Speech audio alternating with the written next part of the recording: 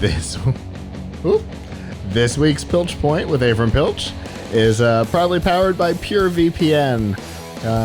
We're all doing a whole lot more time online, and protecting your identity and your browsing history is an important part of being online these days. And a VPN like PureVPN is a great way to do that because it obfuscates your browsing history from the likes of Facebook and Google, as well as your ISP.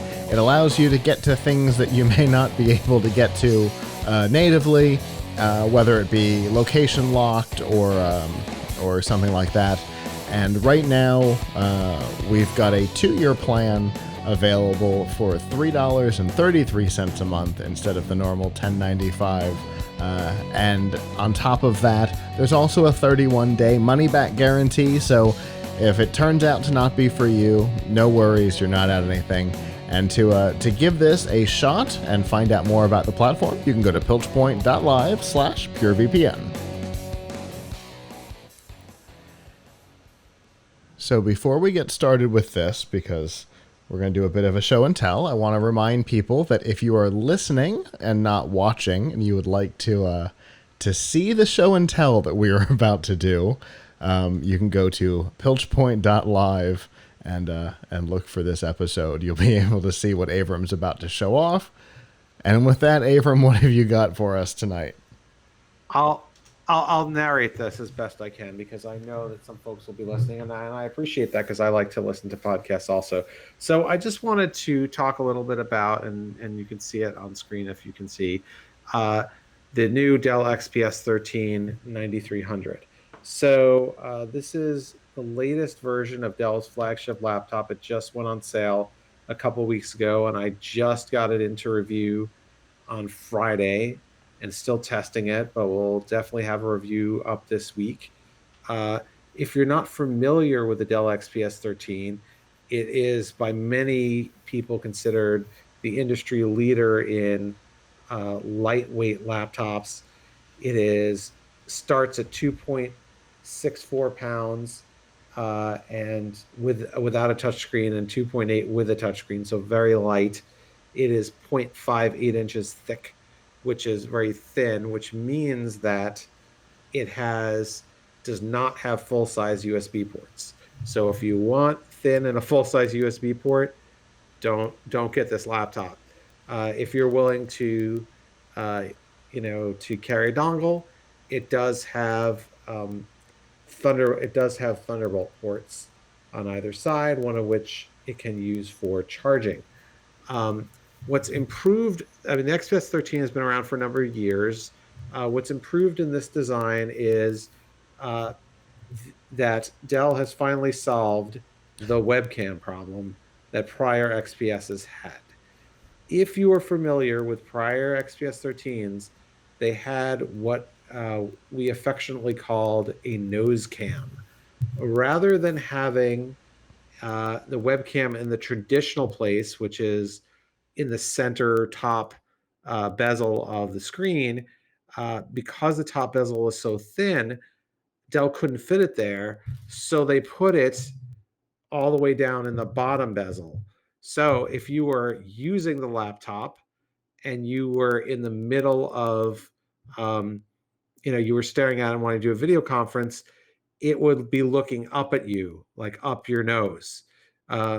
The way to avoid that would be to, sit the laptop on a pile of books while you're talking, or use an external webcam. But with the new XPS 13, Dell has managed to create a really, really super thin webcam that fits into the top bezel and has solved that problem. So good for Dell. The new XPS 13s have Intel 10th generation 10 nanometer processors. That means that these are among the first to use 10 nanometer, although we've been seeing 10 nanometers since the fall, but that's definitely the latest and greatest. A lot of laptops are still on 14 nanometer processors. Does it really matter for performance? We'll let you know when we test. Generally, the 10 nanometer hasn't performed any better than the 14 um, but overall. The one that I am showing the folks who are watching on video has the top of the line Core i7 165 G7 processor that can go up to 3.9 gigahertz. This laptop is available with has another neat feature that is brand new for this year, which is that the aspect ratio of the screen has now changed from traditional 16 by 9 to 16 by 10, and that allows for it to come in two different screen resolutions you don't see a lot, which is you see 1920 by 1200 as the base, and then 3840 by 2400 as the high end. That means that you have most screens and monitors are 16 by 9, which means they're 1920 by 1080 or 3840 by 2160 for the 4K. These give you more vertical real estate, which is nice because that means that you'll see more on web pages without scrolling, and you'll see more when you're editing documents without scrolling, and that's definitely a huge plus. Most screens have been made to sort of match what Hollywood does, which is 16 by 9, but Dell has made a nice step forward here in going to 1610. Of course, Microsoft on the Surface does 3.2, which is even more vertical. But this is a pretty neat laptop. The keyboard feels really good. The screen is super bright. The one that I'm showing folks here has the 1920 by 1200 touchscreen, and it is rated for 500 nits of brightness, which is just ridiculously bright, and 100% coverage of the sRGB color gamut, which is also fantastic. Still waiting on the results from the battery test. We would expect prior XPS 13s did really well, so I will hope and expect that this gets 10 hours plus, which would again be fantastic. So that's just a quick look at the Dell XPS 13, which now is available on Dell for starting at $1249. The model I'm showing folks, which has the Core i7, 16 gigs of RAM, 512 gigabyte SSD, and the touchscreen goes for about $1749.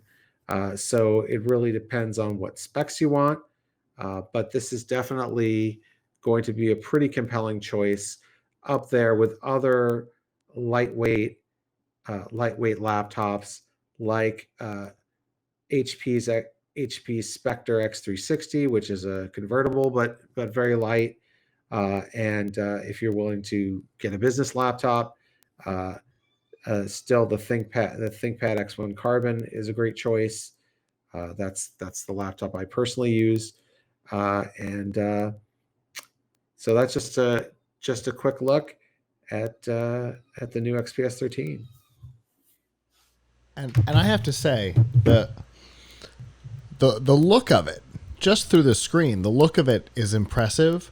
But the thing that I was most impressed by was the fact that even with such a super bright screen like that, that it isn't ruining the webcam. Like, you know, in the past when we've done these, sometimes a screen that's super bright will mess with the camera. This isn't doing that, which means that they're backlighting it differently, which might also account for how nice the screens on these new models are. I mean, God, Dell, so with these XPS 13s, going back a long way, has had really excellent screens. The screen quality on these is fantastic. They call them InfinityEdge displays because they have almost no bezel at all on the top, the left, and the right, and now on the bottom as well. There's almost no bezel. So, you know, by having a less of a framer on the screen, it also really makes the images pop more. It's definitely a beautiful screen to look at. I imagine that the 4K screen, which is not on the review model I have, uh, which promises to do HDR 400, uh, is going to cover 90% of the DCI-P3 color gamut, which is a wider gamut than sRGB, will be even more impressive to look at. Wow. Well, I I'm impressed by the look of it, even through the camera, which is impressive. At, I gotta tell you, the look of the Dell laptops these last couple of generations really has been stunning. I have one sitting on my desk as well. I don't know all the specs on it. In fact, I know none of the specs on it yet. I haven't had it long Is yours enough. the frost white color as well? No, Is yours the white? no, So it's mine is interesting. black and silver, like a deep silver. Yes. Right. Yes. So, um, so the I think this one has like the gold colored lid that I'm showing folks here. So it comes in two colors. It comes in what's known as Alpine White, which has like this white deck and keyboard, um, and if one could look really closely at it, it'd see that there's kind of a texture, a hard texture on the wrist in the palm rest area. Now, the depending on which configuration you get, you might actually have to pay $50 more for the white model. I don't know that I would actually get the white model because the other model, which is the other color, which is silver on the lid and sides and bottom, but black um, on the inside. The black is carbon fiber, at least it traditionally has been, which means that it is very, very soft and like really pleasant to touch and pleasant to put your wrists on for typing. This is kind of a hard plastic, the Mm, white one. So I know when Dell first added the white, which was I think one or two generations ago, folks were impressed because hey, people were getting tired of seeing the same silver and black look across like several many generations of this product. But I think that the carbon fiber palm rest was better, and that's what I would recommend to somebody. Now, I wish that they would try some other color schemes, mm-hmm. but you know how it is. Manufacturers are afraid to get too risky, to take too many risks with color schemes uh, because strong colors don't sell well, or they're afraid that they won't. Right. They say, "Oh, everybody wants to see us make red and blue and orange and green," and then they go back to buying gray and white. Um, I think HP has done a fantastic job of integrating color Uh into huh. their Spectre X360 series. You can get this kind of a dark metallic blue color on it, which looks fantastic. So, kudos to them. But a lot of people really like the look of this white and gold color scheme. But just for a matter of comfort, because of the soft palm rest, if I were getting an XPS 13, I would go for the other color scheme, which gives you black carbon fiber wrist rest, which is nice and soft, and then silver top and bottom. Gotcha. Yeah, and that's the configuration I have. I will point out that Microsoft has also done a good job with integrating color Yes, in the Surface laptops because that cobalt blue I love. If I was getting a Surface laptop yes. Can tomorrow, you? cobalt blue is the color I would go with. Yes, I'd like to see more personally. I like to see more blue laptops. Hmm. And I don't think we ever see a green laptop. Have you seen a green laptop? The HP, that $150 Windows 10 Right, S thing, right, but that was like a kid's school machine. right, But right, outside of right. that, no. Yeah, those things usually when you see color, like a color on a laptop like blue, red, um, it's usually on a really cheap laptop. Yeah. It's usually on like a kid's one or one that's like $400, and they're trying to make the laptop stand out by selling it in bright colors, and that's unfortunate because if you really want a good quality laptop, you're not going to go for that. Uh, it's one of those things. Like I used to really want to buy a phone with a physical keyboard.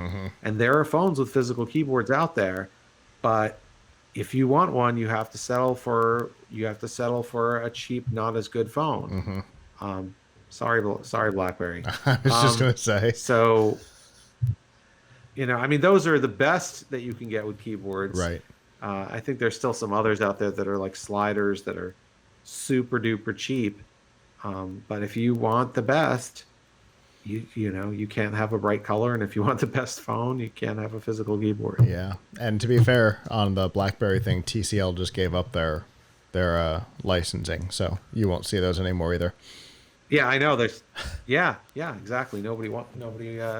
Unfortunately, almost nobody wanted them. Plus, TCL's making their own phones under their own brand, so I'm not surprised they're not white labeling anymore. Anyway, that's a whole different topic.